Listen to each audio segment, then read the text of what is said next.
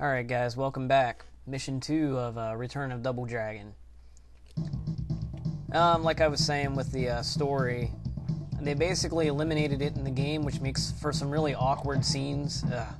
Like at the end of, well, you'll see, at the end of a level, the main bad guy and a bunch of his flunkies will just kind of walk onto the screen and then leave.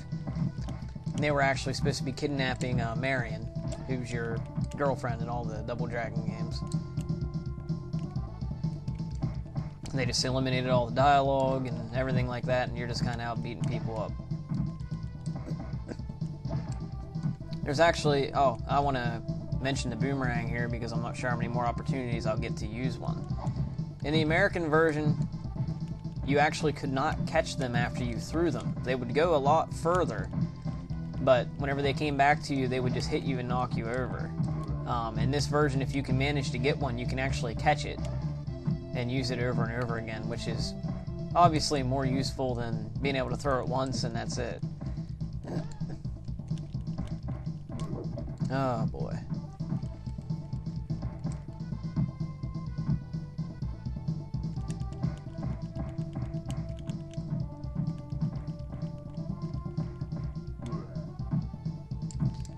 But it's kind of a shame that they took out a lot of the story elements and whatnot,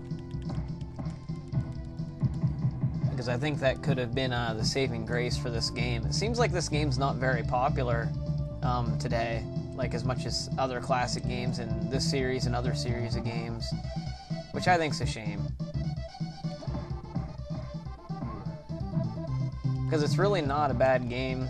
A lot of the criticism, I think, came from people saying that the action was too slow and things like that, but I kind of like the more deliberate pace of the game here. It kind of makes you consider what you're doing a little bit more, makes you pick your moves more carefully and whatnot, which I'm obviously doing very poorly at right now. But it just made it so you can't just, fly through the stages like before. Now, I definitely do think the graphics are nice. There's a lot of detail in the backgrounds and the characters and everything. Interesting note on this part of this level, it looks like I'm on a conveyor belt, even though it's not moving. Originally it was planned for these belts to be moving and for you to be able to fall into these doors on the side here and die. But they didn't have enough time to put it in. Also in the first level, I forgot to mention, when I was riding up the elevator, you could see the glass is broken there. It wasn't supposed to be like that from the get-go. The first guys that jumped in were supposed to break it and then come in and fight you, which obviously would have been cooler, but who knows. It was either an issue of they had to rush the game out, or they couldn't get a big enough cartridge to hold the memory for everything. Nintendo might have just shafted them on that, being that it was made by Technos, which is a pretty small company. It's hard to say. It is kind of a shame, because this is the last true Double Dragon game that was made. After this, they turned into one-on-one fighters, which, I understand why they did that back in that time period in the mid-90s. That's what everyone was doing. Street Fighter 2, and Mortal Kombat, Killer Instinct, and all that.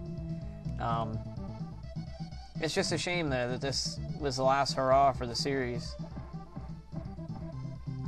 And there was so much more that could have been done with it, and we'll probably never get to see everything as it was originally meant to be.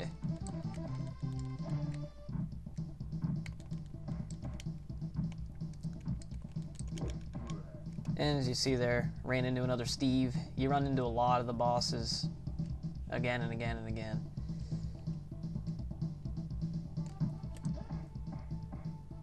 And we're actually almost done with Mission 2 here. This is going a lot quicker than I had planned. I'm actually playing a little bit better than I usually do, even though I died twice already. I usually use 3 credits getting through this, because I usually end up messing around a little bit while I'm playing and not really focusing 100% on what I'm doing, but what can you do? Another thing I think is really strong with this game is the soundtrack. I even remember being a little kid and renting this game from my local video store and just thinking that just the way it looked and just the feel of it whenever you play it and the sounds and everything, it just had a feeling of an epic game. And of course, when I was a kid, I was much worse at it than I am now, which might be hard to believe. seeing as to how I'm getting my ass handed to me here. But I remember my friends and I, on the American version, usually couldn't get up to the last level. I think we made it to the last level like one time, and we couldn't finish it.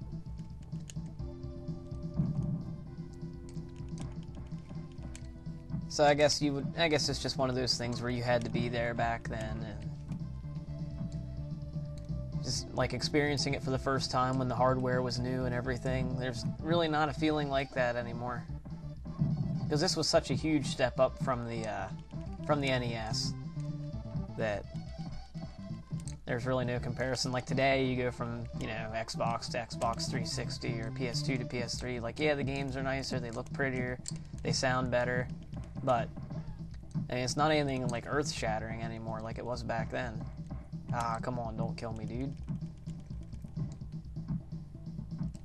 And this is Jackson. He's really not much different than Steve, just punches a little quicker. And you saw I grabbed him there, but I'm going to quit messing around because I don't want to die. I'm going to try to save the continue as much as I can here. And as you can see, if you go offline a little bit when you're doing a combo, your guy will just stand there and punch the air. Like such, which I'm not trying to do. I just keep going offline with my combos here. Sadly, most of the bosses can be taken out just by punches, which is kind of disappointing. And the plane flies away, and we head off to Chinatown, or something. And here's where you get to hear the awesome remix of the traditional Double Dragon theme, but I'll come back with that in part 3.